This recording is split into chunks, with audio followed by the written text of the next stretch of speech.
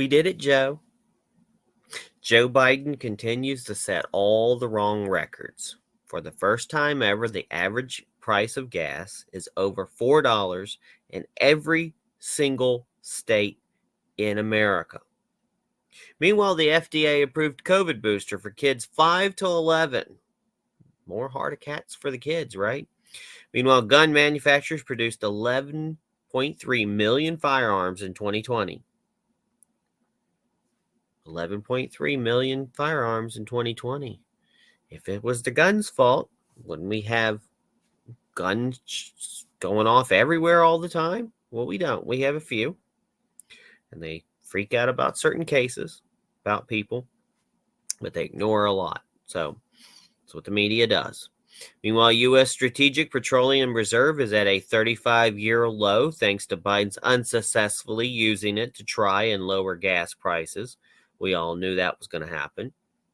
So thanks for tuning to hashtag GoRight with Peter Boykin on GoRightNews.com. Thanks for tuning in. You'll want to watch some videos. Here we go. Warning. Notice the social media, YouTube, Twitter, Facebook, etc. GoRightNews.com publishes and shares news gathered by many sources, right, middle, and left. The views in these news might not reflect the views of the publisher or reader in the podcast. Keep this in mind before blocking, striking, or banning Go Right News from your platform. Hi neighbors, this is Peter Boykin, and this is hashtag GoRight with Peter Boykin. Check out this news story and more on GoRightNews.com and the podcast hashtag GoRight with Peter Boykin. A pro-life witness leaves one of the biggest Democratic slime balls speechless. Pro-life witness leaves slimy Dems speechless with one question, quote, reclaiming my time. Let's watch. They called is candidly and openly calling for a nationwide ban on all abortions with no exceptions for rape or incest. And if I've got that wrong, I would invite Ms. Foster to correct me. Do I have it wrong, yes or no? If we added rape and incest exceptions, would you vote for it? Okay, I reclaim my time, of course. This is a position for government-compelled childbirth in all cases so extreme that it excludes the vast majority of Americans of all political persuasions.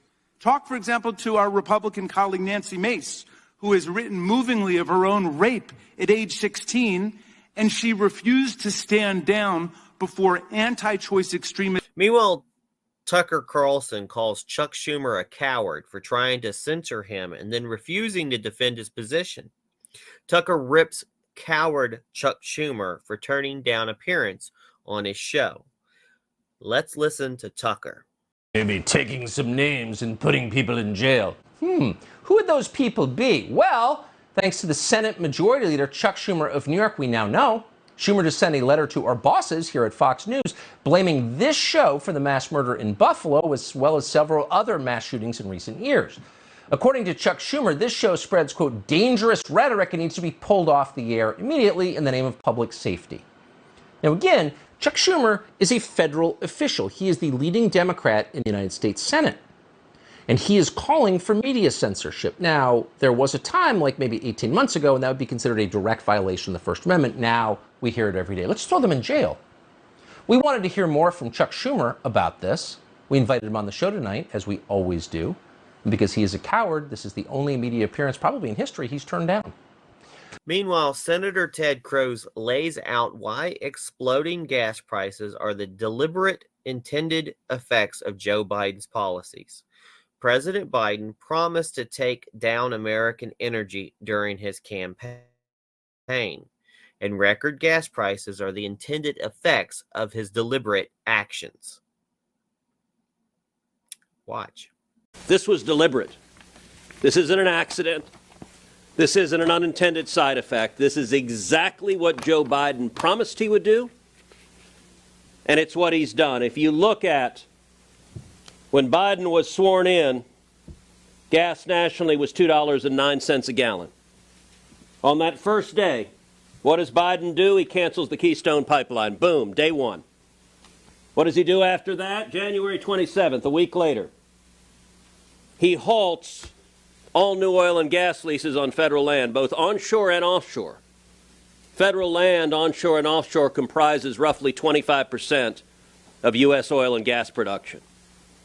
Next, February 19th, he rejoins the Paris Climate Agreement. Notice what's happening to the price. Next, May 7th, 2021, Biden takes 30% of land off limits to oil and gas. Price keeps going up. June 1st, he halts drilling in ANWR, the incredibly petroleum-rich section of Alaska with vast reserves, very small portion of Alaska, he shuts it down. Price keeps going up. June 30th, Congress reverses the Trump natural gas regulations. October 7th, Biden reverses the Trump NEPA regulations. October 29th, Interior begins the, quote, social cost of carbon designed, again, to drive gas prices up. November 15th, a moratorium on oil drilling in the Chaco Canyon. And then February 24th, Russia invades Ukraine. By the way, Biden is trying to blame Putin for the increase. And listen, Putin bears some responsibility for that increase, but he doesn't bear responsibility for all of this. All of this happened before Putin invaded Ukraine. March 1st, Biden releases oil from the Strategic Petroleum Reserve. March 21st, the SEC proposes an anti-oil rule. Let's shut off equity. By the way, you combine that with the banking regulators that Biden put forth, who are trying to shut off debt. So if you have no equity for drilling oil and gas and you have no debt for drilling oil and gas, you know what that means? You have no money for drilling oil and gas. And what happens is the price keeps going up and up and up. And then May 12th, Biden cancels the remaining lease sales. This is decision after decision after decision designed to cause the price to go from $2.09 to $4.48 a gallon on average. Now, this clip is from a congressional hearing on abortion, and it tells you all you need to know about the left's position. It's a truly incredible clip. Pay attention. So abortion should be allowed then, by your definition, for any reason, for any purpose, at any stage, right? I trust people to make decisions about their body, and then when relevant, I think that they need to consult their medical practitioners. Okay. And not if Congress. it is, listen, let me just ask you this question. If it is not lawful and morally acceptable to take the life of a 10-year-old child, I assume you agree with that, right? That would be wrong, correct? I believe that. Okay. That is and wrong. a 2-year-old child, same thing. That would be murder. We would all agree that's wrong. Then what is the principal distinction between the human being that is 2 years old or 9 months old or 1 week old or an hour old than one that is 8 inches further up the birth canal in the utero? What's the difference? Why is it okay in the latter case and not the former cases? I trust people to determine what to do with their own bodies. Wow. Full stop. OMG. George Bush just had the biggest Freudian slip of all time. I guess he's still looking for those weapons of mass destruction. George W. Bush, quote, the decision of one man to launch a wholly unjustified and brutal invasion of of Ukraine. Freudian slip. Here we go. And watch this video. The result is an absence of checks and balances in Russia and the decision of one man to launch a wholly unjustified and brutal invasion of of Ukraine. Iraq, too. Anyway, 75. Thanks for tuning in to #GoRight with Peter Boykin, part of GoRightNews.com. Just a reminder that each month the Go Right News spends hundreds of dollars and hours to run this site and podcast with no sponsors or ads, and this comes out of our pockets. And if you like what you see, please consider donating to this podcast. You can do that on GoRightNews.com. please share and like and distribute these videos to your friends to let other people know about GoRightNews.com. God bless everybody. Peace. Thanks for watching.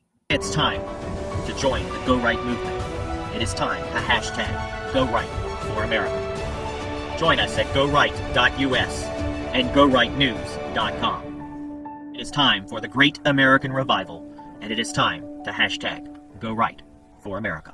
Thanks again, everybody, for listening to this, and please share it everywhere. Again, this has been hashtag Go Right with Peter Boykin, a part of GoRightNews.com and a part of the Go Right Network.